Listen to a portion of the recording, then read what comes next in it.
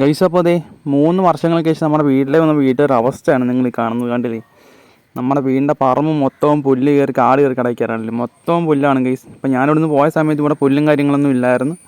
ഇപ്പം ഞാനിതാ തിരിച്ച് വീട്ടിൽ വന്ന സമയത്ത് മൊത്തം അങ്ങനെ പറമ്പ് മൊത്തം പുല്ല് ഗൈസ്. ഇവിടെ പുല്ലൊന്നും വെട്ടാതെ കിടന്ന് മൊത്തം കാട് പോലെ കയറി കിടക്കുകയാണ്. ഇനിയിപ്പോൾ നമുക്ക് ഇവിടെ വൃത്തിയാക്കണമല്ലേ, നമ്മൾ കഴിഞ്ഞ ദിവസം കുറച്ച് വൃത്തിയാക്കി, പിന്നെ ഇവിടെ നമ്മളൊന്ന് വൃത്തിയാക്കി കളച്ച് മറിച്ചിട്ടുണ്ടല്ലേ.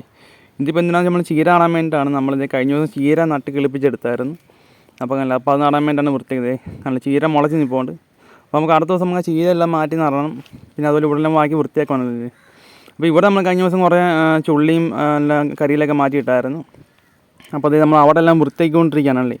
ആ സൈഡ് ഫുള്ള് നമ്മൾ ക്ലീൻ ചെയ്തുകൊണ്ടിരിക്കുകയാണ്. അപ്പോൾ നമ്മുടെ ഫിഷ് ടാങ്കും കാര്യങ്ങളൊക്കെ ഇവിടെയാണ് വരുന്നുണ്ട്. ഇതാണ് നമ്മുടെ ഫിഷ് ടാങ്ക് വരുന്നത്. അതുപോലെ കൈസ് നമ്മളിവിടെ ഫുള്ള് നമ്മളെ മരം കോതി തന്നെ കരിയിലയും മറ്റ് ചുള്ളിക്കമ്പും എല്ലാം വേർതിരിച്ച് കത്തിച്ച് മാറ്റിക്കൊണ്ടിരിക്കുകയാണല്ലേ.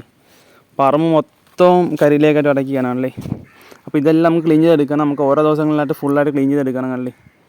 അപ്പോൾ ഗൈസ് കണ്ടേ, ഇവിടെ ഫുള്ള് ഇവിടെ എല്ലാം നമ്മൾ ഇനി ക്ലീൻ ചെയ്യാറുണ്ട്. നമ്മളിവിടെ കുറച്ച് ചെയ്തിട്ടുണ്ടല്ലേ. അപ്പോൾ ഗൈസ് എല്ലാവർക്കും ബൈ. ബാക്കി അപ്ഡേഷൻസൊക്കെ നമ്മുടെ ചാനലിൽ വരുന്നുണ്ട്. ഓക്കെ.